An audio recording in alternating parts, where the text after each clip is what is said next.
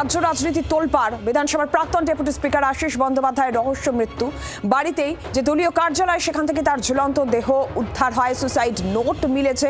আজ সকালে বীরভূমের রামপুরহাট 5 নম্বর ওয়ার্ডের হাটতলা পাড়ায় তার বাড়িতে থাকা দলীয় কার্যালয় থেকেই তার ঝুলন্ত দেহ উদ্ধার। রামপুরহাটের 5 বারের বিধায়ক ছিলেন তিনি। তৃণমূল ক্ষমতায় আসার পর তিনি কৃষিমন্ত্রীও হন, আয়ুষ দফতরের মন্ত্রীও হন, আর এবারও তিনি দাঁড়িয়েছিলেন ভোটে বিজেপি প্রার্থী ধ্রুব সাহার কাছে। তিনি পরাজিত হন। তার রহস্য মৃত্যু, তার দলীয় কার্যালয় থেকে ঝুলন্ত দেহ উদ্ধার, তার সঙ্গে উদ্ধার হয়েছে সুসাইড নোট। সব মিলিয়ে কিন্তু এই মুহূর্তে রাজ্য রাজনীতি এই ঘটনাকে কেন্দ্র করে তোলপাড়। আমরা গোটা বিষয় নিয়ে কথা বলবো। প্রসেনজিৎ বালাকার প্রতিনিধি আমাদের সঙ্গে এই মুহূর্তে সরাসরি রয়েছেন। প্রসেনজিৎ, এখনো পর্যন্ত আর ঠিক কি জানতে পারা যাচ্ছে? সকালে দলীয় কার্যালয় থেকে আশিস বন্দ্যোপাধ্যায়ের দেহ উদ্ধার হলো, কি জানা যাচ্ছে? পরিবার কি বলছে?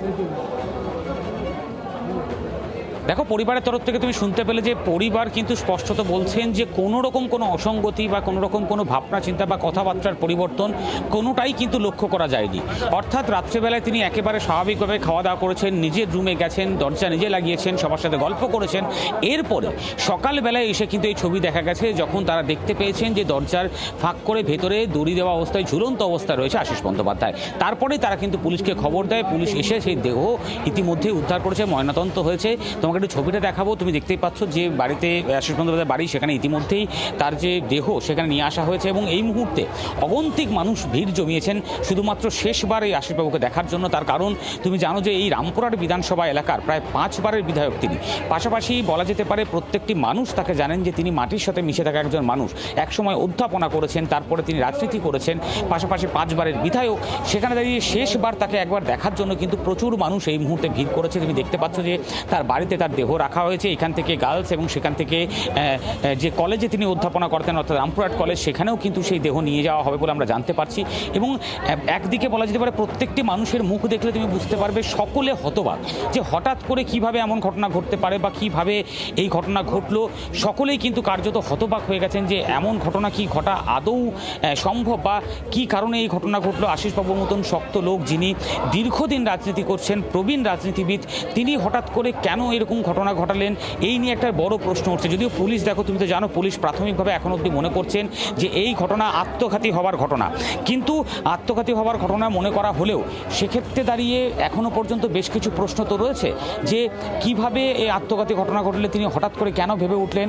এই মুহূর্তে বলা যেতে পারে যে প্রত্যেকটি মানুষ, কর্মীরা, তারা সবাই এসে কিন্তু চিন্তা করছেন। আমার সাথে একজন রয়েছে, আমি একটু কথা বলে শোনাবো। দাদা, হঠাৎ করে এরকম ঘটনা ঘটবে আশা করতে পেরেছিলেন? না, আমরা আশিসদাকে যেটা চিনি, আমার সঙ্গে 44 বছরের সম্পর্ক এবং গতকালও উনি কিন্তু জাতীয় পতাকা তুলেছেন, আনন্দে উৎসাহিত হয়েছেন। এবং রামপুরহাটের ওনার যা ইমেজ, তাতে কেউ একটা ডিম ছুঁড়ে মারার কথাও ভাবে না, কেউ কোনো কটূক্তিও করেনি।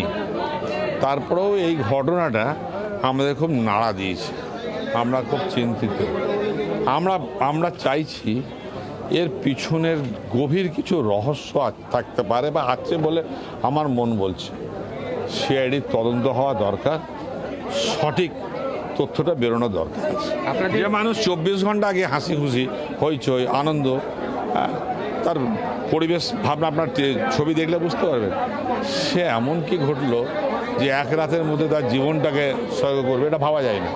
আপনাদের নেতৃত্বরা তারা কি সকলে আসছেন উপস্থিত? দেখুন, আমি এখানে এসেছি মমতা ব্যানার্জির নির্দেশে। সকাল থেকে আমি ছিলাম, এখন আমাদের যারা আসছে যে মমতাদি ওখান থেকে আমার নির্দেশ এসছে যে যেহেতু আমি এখন বীরভূম জেলা কোর কমিটির এই আপনার কনভেনার, বীরভূম জেলা তৃণমূলের কনভেনার আছে, বলে তোমরা যে আমার পক্ষ থেকে ফুলটা দিয়ে আসো, মানে শ্রদ্ধা জ্ঞাপন করার জন্য আমাকে নির্দেশ এসছে বলে আমি এসেছি। কি কারণে, প্রসেনজিৎ তুমি আমাদের সঙ্গে থাকো, কি কারণে মৃত্যু? রাজনীতির ঘোলা জলেই কি মৃত্যু? একাধিক প্রশ্ন। কুণাল ঘোষ নিরপেক্ষ তদন্তের দাবি জানাচ্ছেন, বিজেপির বিরুদ্ধে হেনস্থার অভিযোগ করছে। কিছুক্ষণ আগে আপনারা শুনছিলেন মুখ্যমন্ত্রী শুভেন্দু অধিকারী ঘটনায় তদন্তের আশ্বাস তিনি দিয়েছেন। সমস্ত দিক খতিয়ে দেখা হবে। যে সুসাইড নোট উদ্ধার হয়েছে সেটাও ফরেন্সিকে পাঠানো হবে। আমরা সব মিলিয়ে কথা বলবো। আমাদের অপর প্রতিনিধি পিয়ালি মিত্র আমাদের সঙ্গে এই মুহূর্তে রয়েছেন টেলিফোন লাইনে। পিয়ালি, খুব স্বাভাবিকভাবে রাজনীতির একটা প্রসঙ্গ ক্ষেত্রে উঠেই আসছে। কুণাল ঘোষ নিরপেক্ষ তদন্তের দাবি জানাচ্ছেন, বিজেপির বিরুদ্ধে একটা হেনস্থার অভিযোগ উঠছে। কিছুক্ষণ আগে মুখ্যমন্ত্রী তিনি একেবারে সমস্ত দিক খতিয়ে দেখার আশ্বাস দিয়েছেন। তোমার কাছে আপডেট কি? একেবারে দেখো, তুমি যে রাজনীতির প্রসঙ্গটা উল্লেখ করলে এবং আশিস বন্দ্যোপাধ্যায়ের যে সুইসাইড নোট, যেটা যদিও ফরেনসিক পরীক্ষা করা হবে বলে মুখ্যমন্ত্রী জানিয়েছেন, সেটা তার হাতের লেখা কিনা, কিন্তু সেই সুইসাইড নোটের যে বক্তব্য, সেখানে কিন্তু রাজনীতিতে আসা নিয়ে তিনি একেবারে তার শেষ চিঠিতে তিনি আফসোস করছেন এবং তিনি তার পরবর্তী প্রজন্ম, তার বংশের যারা, তাদেরকে একেবারে পরামর্শ দিচ্ছেন যাতে তারা যেন রাজনীতিতে না আসে। ফলে কোথাও না কোথাও গোটা বিষয়টার সঙ্গে রাজনৈতিক একটা যে জলঘোলা, তার জন্য যে তিনি এই রকম একটি পদক্ষেপ নিচ্ছেন সেটা স্পষ্ট। এখন গোটা বিষয়টা কি এমন ঘটেছিল যেটা তার পরিবার বলছে যে তারা কোনো রকম অস্বাভাবিকতা দেখেননি, কোনো রকম মানসিক ভাবে কোনো চাপে রয়েছেন সেটা বোঝা যায়নি। এবং তার চিঠিতে তিনি এটাও উল্লেখ করেছেন যে তিনি কোনো রকম দুর্নীতির সঙ্গে কোনোভাবে যুক্ত ছিলেন না, তিনি আজীবন ছাত্র পড়িয়েছেন এবং তার সঙ্গে সঙ্গে যাদের জন্য তিনি চাকরির ব্যবস্থা করেছেন তাদের থেকেও কোনো পয়সা দেননি। ফলে একটা বিষয় যে কোনোভাবে আমরা দেখতে পাচ্ছি যে তৃণমূল সরকার যাবার পর থেকে বিভিন্ন সময় একাধিক তৃণমূল নেতৃত্ব গ্রেফতার হয়েছে, তাদের বিরুদ্ধে অভিযোগ করতে। ফলে মুখ্যমন্ত্রীও যেটা উল্লেখ করলেন যে কোনোভাবে তাদেরকে তাকে কোনো রকম ভাবে কোনো কিছু এই বিষয় নিয়ে কোনোভাবে ব্ল্যাকমেল করা হচ্ছিল কিনা, এরকম কোনো ঘটনা ঘটেছে কিনা। না হলে তিনি তার চিঠিতে এটাও লিখছেন যে তিনি কখনো দুর্নীতির সঙ্গে দুর্নীতি কোনোভাবে যুক্ত নন, কোনো দুর্নীতি তিনি করেননি, কারোর থেকে পয়সা নেয়নি। কিন্তু যে ঘটনা ঘটেছে, যেভাবে তাকে মেলাইন করা হচ্ছে, সেটা তিনি একেবারে সেটাকে তিনি ধিক্কার জানাচ্ছেন। ফলে এই যে বিষয়টা নিয়ে কিন্তু তদন্ত হবে বলে মনে করা হচ্ছে এবং পুলিশকেও মুখ্যমন্ত্রী নির্দেশ দিয়েছেন। বিশেষ করে এমন কি ঘটলো, গতকালকেও তিনি পরিবারের সদস্যদের সঙ্গে ছিলেন, তার দাদাও জানাচ্ছেন যে তিনি একেবারে স্বাভাবিক ছিলেন। তার মধ্যে এমন কি ঘটনা ঘটলো যে তিনি এইরকম একটি পথ বেছে নিলেন, সেই জায়গা থেকে কিন্তু গোটা বিষয়টা তদন্তের আওতায় নিয়ে এসে তদন্ত করা হয় বলে জানাচ্ছে তদন্তকারীরা। সঙ্গে থাকো পিয়ালি। আর যেমনটা আপনাদের বলছিলাম যে আশিস বন্দ্যোপাধ্যায়ের এই যে রহস্য মৃত্যু, এই প্রসঙ্গে মুখ্যমন্ত্রীও বলেছেন যে সমস্ত দিক খতিয়ে দেখা হবে। যে সুসাইড নোট উদ্ধার হয়েছে সেটাও ফরেন্সিকে পাঠানো হবে। এরই পাশাপাশি তার পরিবারের সঙ্গে ভিডিও কলে কথাও বলেছেন মুখ্যমন্ত্রী। ময়না তদন্ত সুষ্ঠুভাবে করতে পুলিশকে বলা হয়েছে। তৃণমূলের দুর্নীতিগ্রস্তরা ভয় দেখাতো হয়তো সুসাইড নোটের ফরেন্সিক পরীক্ষা হবে। আশিস বন্দ্যোপাধ্যায়ের মোবাইল ফোন সেটাও খতিয়ে দেখা হবে। মমতা তৃণমূলের থেকে তার দূরত্ব তৈরি হয়েছিল, এমনটা এই প্রসঙ্গে আজকে বলেন মুখ্যমন্ত্রী শুভেন্দু অধিকারী।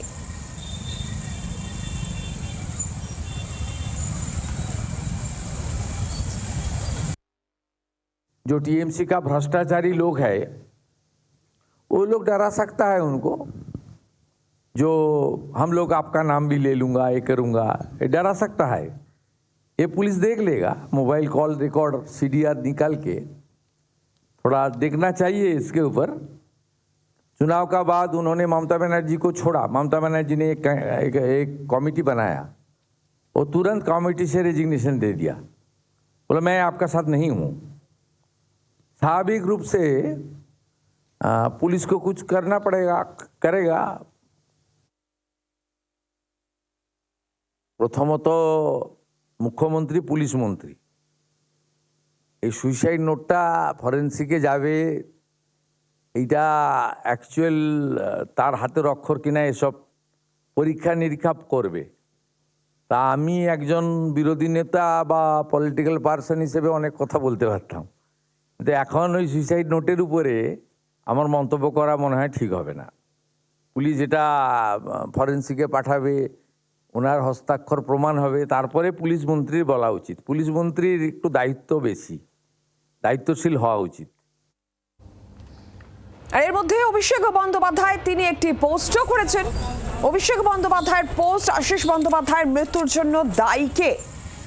রাজনীতি ও সাংবাদিকতার একটা সীমা থাকা উচিত, সত্য প্রতিষ্ঠার আগেই জনমত তৈরি করে সুনামে আঘাত করা হচ্ছে, এই পোস্ট করেছেন অভিষেক বন্দ্যোপাধ্যায়।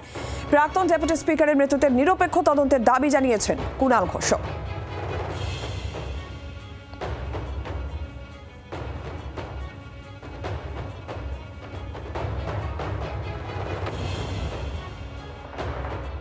এই যে একটা ট্রেন্ড চলছে, কাউকে কলঙ্কিত করে দাও, চোর বলে দাও, দুর্নীতিগ্রস্ত বলে দাও, ডিম মারো, পুলিশ দিয়ে ভয় দেখাও, মনের উপর চাপ বাড়িয়ে দেওয়া হচ্ছে।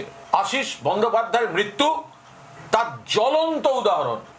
কয়েকদিন আগে সেই ভিডিও প্রকাশ্যে আছে। 21শে জুলাই যদিও তিনি তথাকথিত ভালো তৃণমূলের অনুষ্ঠানে যাচ্ছিলেন, কিন্তু তাকে বিজেপির এক নেতা মাঝ রাস্তায় যেভাবে অপমান করেছেন এবং বলেছেন আপনার বয়স কম হলে পিঠের চামড়া গুটিয়ে দিতাম, এটা কোনো ভদ্রলোক নিতে পারবে না।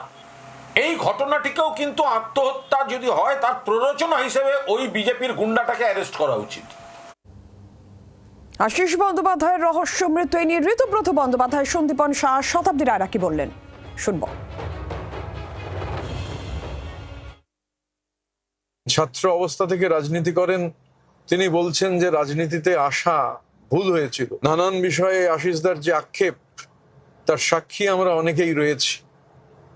আশিসদার মতো মানুষ সুইসাইড নোটে রয়েছে, যারা অ্যাটেন্ডেন্ট হিসাবে নিয়োগ হয়েছেন তাদের থেকে একটা মিষ্টিও তিনি কখনো নেননি।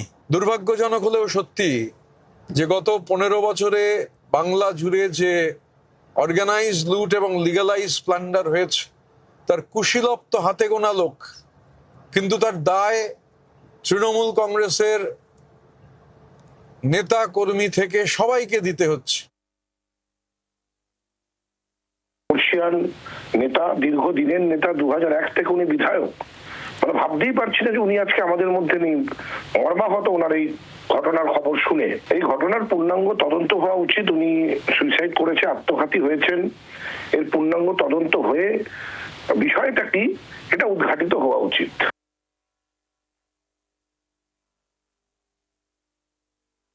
আশিস ব্যানার্জি নয়, এরপরে অনেক ব্যানার্জি হতে পারে এরকম সিদ্ধান্ত নিতে পারে। কারণ সামাজিক অবক্ষয়, কিন্তু একটা মানুষ কি পলিটিক্যাল সিদ্ধান্ত নিয়েছে, কেন নিয়েছে, সেটা নিয়ে তো ওই মানুষের তো কোনো যায় আসে না।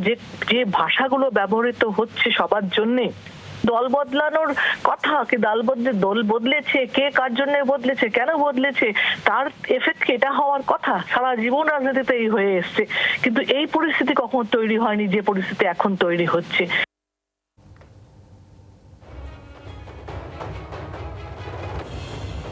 অনুব্রত মণ্ডল তিনি কি বললেন আশিস বন্দ্যোপাধ্যায়ের সম্পর্কে? আজে বাজে কথা বলতেন না। কয়েকদিন আগে ফোন করেছিলেন, বলেছিলেন কেষ্ট ভালো আছিস তো? আমি বললাম আবার জেলা প্রেসিডেন্ট করে দিলে তোমরা।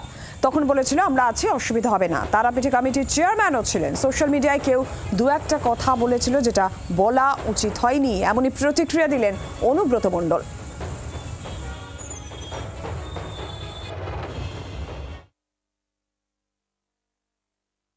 মুখ্যমন্ত্রী ওনাকে বলেছিলেন কেস করার জন্য, কারণ আস্তে আস্তে মুখ্যমন্ত্রী বলেছে, মুখ্যমন্ত্রী ওনাকে কেস করা বলেছিল, পুলিশের প্রোটেকশন বলেছিল, ওই যেটা শক্তি করে, তার জন্য আশিস দাকে টাইমও দিয়েছিল।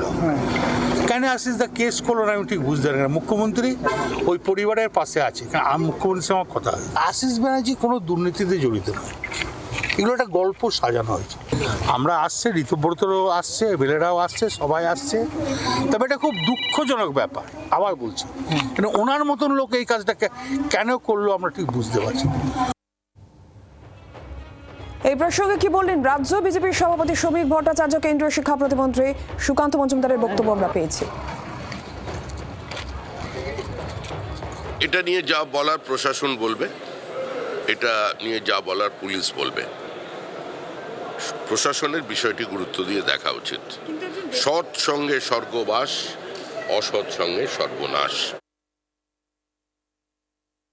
আমাদের সরকার খুব স্বচ্ছভাবে সমস্ত কিছু তদন্ত করে এবং করছেও। আপনারা মুখ্যমন্ত্রী কুণাল ঘোষকে বলবো, এতদিন তো এমন একজন মুখ্যমন্ত্রীর উপর উনি ভরসা করেছিলেন বা এখনও আছেন, প্রাক্তন মুখ্যমন্ত্রীর উপরে, যিনি কুণাল ঘোষকে জেলে পাঠিয়েছিলেন। তো এখন এমন মুখ্যমন্ত্রীর উপরে ভরসা রাখুন যিনি বলেছেন যে আইন আইনের মতো চলবে, দল দলের মতো চলবে। আমাদের দলও স্পষ্ট করে দিয়েছে, দল আলাদা, সরকার আলাদা। ইতিমধ্যে আশিস বন্দ্যোপাধ্যায়ের দেহ তার বাড়িতে নিয়ে আসা হয়েছে এবং সেখানে আপনারা যে ছবি দেখছেন, ঋতুব্রত বন্দ্যোপাধ্যায়, অনুব্রত মণ্ডল, ঋজু দত্তরা তারা সেখানে ইতিমধ্যেই পৌঁছেছেন। পিয়ালি রয়েছেন আমাদের প্রতিনিধি। পিয়ালি, যেমনটা আমরা দেখতে পাচ্ছি ঋতুব্রত বন্দ্যোপাধ্যায়, অনুব্রত মণ্ডলরা এসে পৌঁছেছেন। একেবারে দেখো অনুব্রত মণ্ডল এবং চন্দ্রনাথ সিনহা তারা বেশ কিছুক্ষণ আগেই তারা এসেছিলেন, এখানে বসেছিলেন এবং আমরা দেখলাম যে ঋতব্রত বন্দ্যোপাধ্যায়দের নেতৃত্বে যে প্রতিনিধি দল তারা এই মুহূর্তে এখানে এসে পৌঁছেছেন।